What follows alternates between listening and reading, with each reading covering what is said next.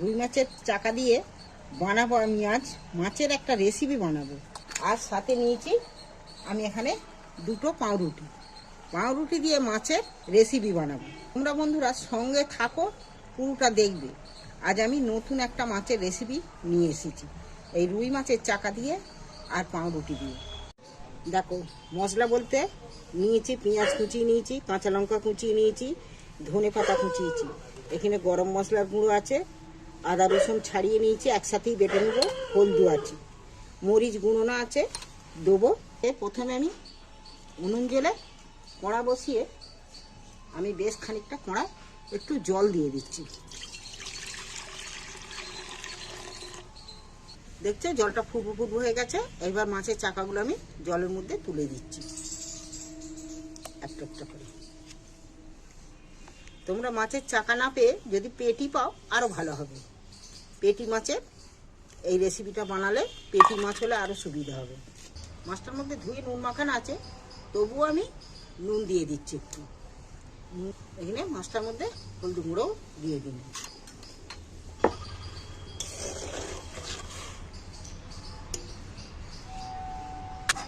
দেখো মাছটা আমি চাপা দিয়ে দিচ্ছি। মাছটা একটু ভালো করে সেদ্ধ হতে হতে আমি আদা রসুনটা শিলে পিষে নেব।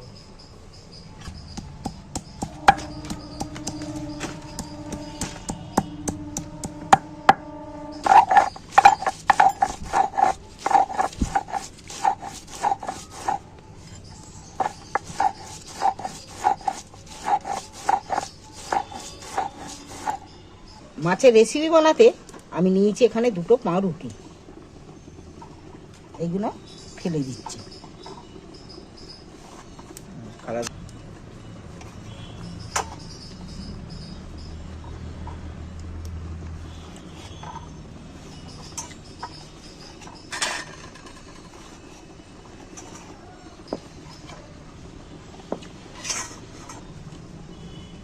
মাছটা সেদ্ধ হয়েছে কি দেখি। মাছটা কিন্তু খুব ভালো সেদ্ধ হয়ে গেছে, দেখছো। আমি মাছটাকে ঠান্ডা করতে তুলে নিচ্ছি। মাছটা কিন্তু ঠান্ডা হতে হতে কড়াটা ধুয়ে পরিষ্কার করে নিই। মাছটা ঠান্ডা হয়ে গেছে। এইবার আমি মাছটার কাঁটাটা আস্তে আস্তে কাঁটাগুলো ছাড়িয়ে নেব। কিন্তু এই মাছের রেসিপিটা বানাতে গেলে কাঁটাটাকে পরিষ্কার করে কাঁটা বাছতে হবে ভালো করে। তো বড় মাছ তো কাঁটাটা একটু কমই থাকবে। দেখো মাছের কাঁটাটা সম্পূর্ণ আমার বাছা হয়ে গেছে, একদম ভালো করে বেছে নিয়েছি।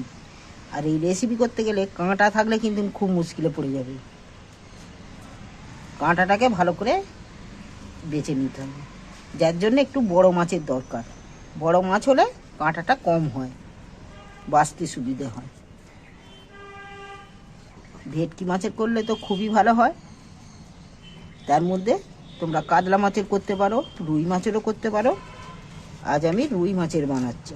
তবে যেই মাছেরই করো না কেন একটু মাছটা বড় সাইজের মাছ নেবে। মাছের কাঁটাগুলো বাছা হয়ে গেছে, মাছটা একটু কমপ্লিট হয়ে গেছে কাঁটা বাছা।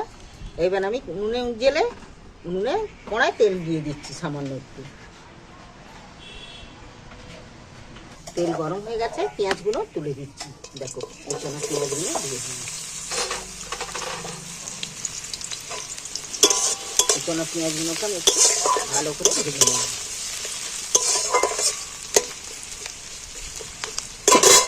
পেঁয়াজটা আমি কিন্তু খুব লাল করে ভাজিনি, হালকা করে পেঁয়াজটা ভেজেছি।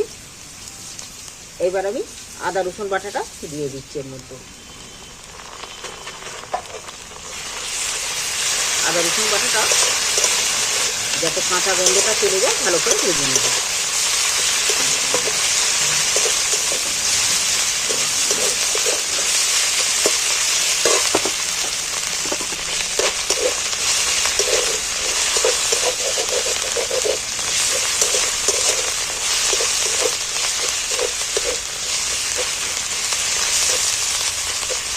রসুন আদা রসুন ভাজা বাটাটাও মশলাটাও ভাজা হয়ে গেছে, তেল ছেড়ে গেছে। এবার আমি পরিমাণ মতন একটু হলুদ দিচ্ছি। কাঁচা লঙ্কা কুচনো আছে, তবুও আমি একটু শুকনো লঙ্কা দিচ্ছি। ভালো শুকনো লঙ্কা এটা।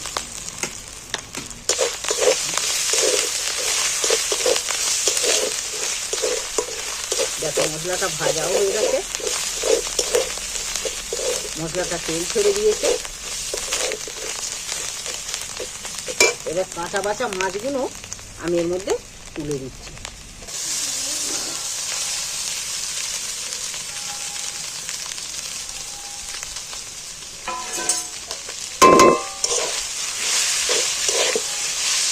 এইবার ভালো করে কষিয়ে নেব মশলাটার সাথে।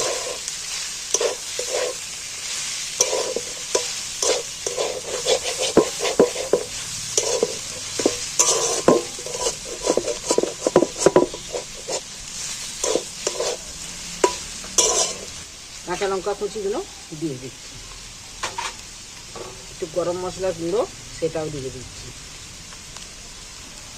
এখানে ধনে পাতা কুচোনো আছে, তাকেও দিয়ে দিচ্ছি।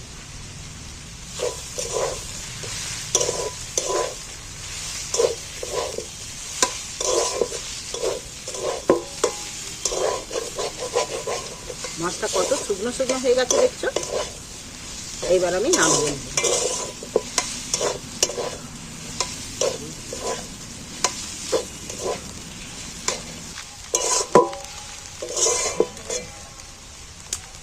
মাছটা মশলার সাথে ভাজতে কতটা ঝরঝরে হয়ে গেছে দেখছো। এইবার আমি নামিয়ে নিচ্ছি, ঠান্ডা করতে দিচ্ছি। এটা একটু ঠান্ডা হোক। আর পাউরুটিগুলো দিয়ে দিচ্ছি এর মধ্যে। মাছটা দেখো ঠান্ডা হয়ে গেছে, ঢেলে রেখেছিল, ঠান্ডা হয়ে গেছে। তারপর আমি পাউরুটিটাকে একটু গুঁড়ো করে হাতের মধ্যেই চেপে চেপে ছোট ছোট টুকরো করে নিয়েছি। নিয়ে এইবার আমি এর সাথে ভালো করে মিক্সড করে নেব, হাতে করেই মিক্সড করব।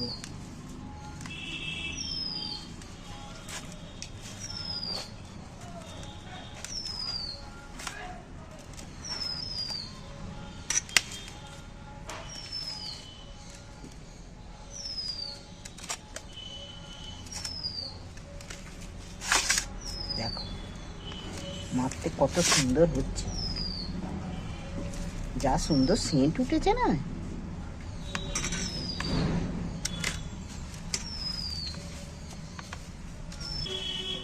দেখো ফিশ ফিঙ্গার বানাচ্ছি আমি। তোমরা যেমন শেপে দেবে। ফিশ ফিঙ্গার হচ্ছে কিছুটা অনেকটা মশলা হয়েছে, তবে আমি অনেক রকম দিয়ে অনেক রকমের শেপ বানাচ্ছি, শেপ দিচ্ছি।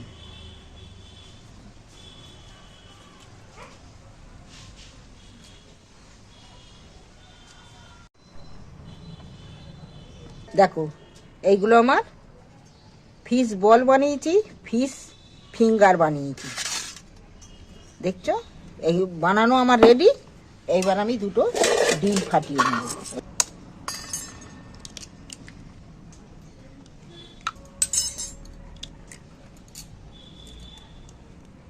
ডিমটা স্বাদ মতো নুন দিন একটুখানি। ডিমটার মধ্যে আমি গোলমরিচের গুঁড়ো একটু দিচ্ছি। দেখো এইভাবে ফাটিয়ে নিচ্ছি। এখানে আমি কিছুটা পরিমাণ নেড়ো গুঁড়ো নিয়েছি। এইবার আমি কাঁচা ফিশ ফিঙ্গারগুলোকে ডিমের মধ্যে ডুবিয়ে নেড়ো গুঁড়োতে একটা কোট লাগিয়ে নিচ্ছি। আবার একবার করে দেবো।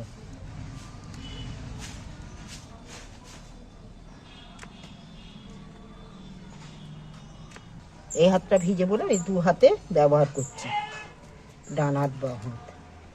এইভাবে সবগুলোকেই এক কোট করে আমি মেখে নেব। একবার করে হয়ে গেছে, আবার আমি আর একবার করে দিচ্ছি।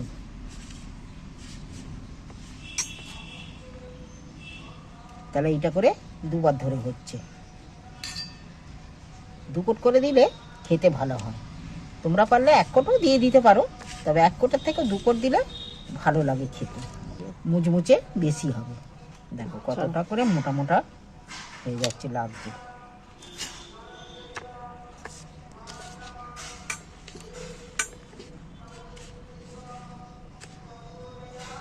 কড়া বসিয়ে কড়ায় তেল দিয়ে দিচ্ছি আমি। তোমরা পারলে সাদা তেলেও দিতে পারো, কিন্তু সরষের তেলের টেস্টটা আলাদা আসে, তাই আমি আজ সরষের তেলেরই ভাজছি, তা নাহলে না সাদা তেলেও বানাই। দেখো এইগুলো আমার রেডি হয়ে গেছে, ফিশ ফিঙ্গারগুলো রেডি হয়ে গেছে, তেলও গরম হয়ে গেছে। তবে এইগুলো বানাতে গেলে তেল খুব কড়া করে গরম করতে হবে না, হালকা গরম হলেই হবে। আমি এটা তুলে দিচ্ছি তেলের মধ্যে।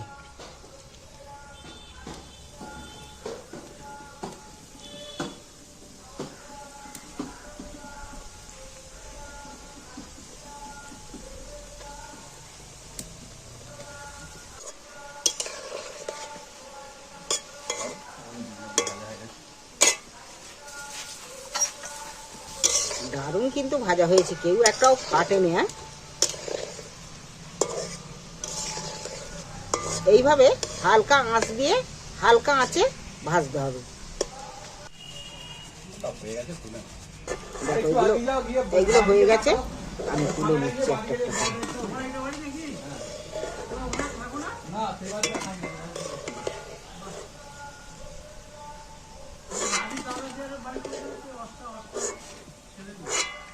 আবারও দিয়ে দিচ্ছি যেগুলো তৈরি করা ছিল।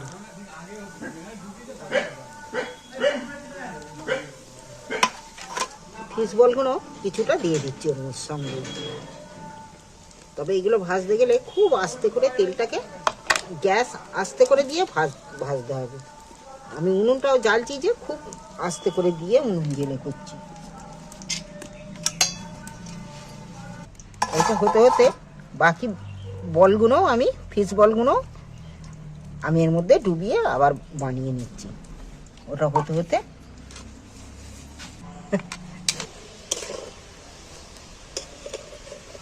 দেখো লাল লাল করে ভাজা নাড়তে নাড়তে কিন্তু আমার ভাজা হয়ে গেছে। হ্যাঁ, এবার বাকিগুলো তুলে নিচ্ছি, ভেজে আগেরগুলোর মতনই তেল ঝাড়িয়ে তুলে নিচ্ছি।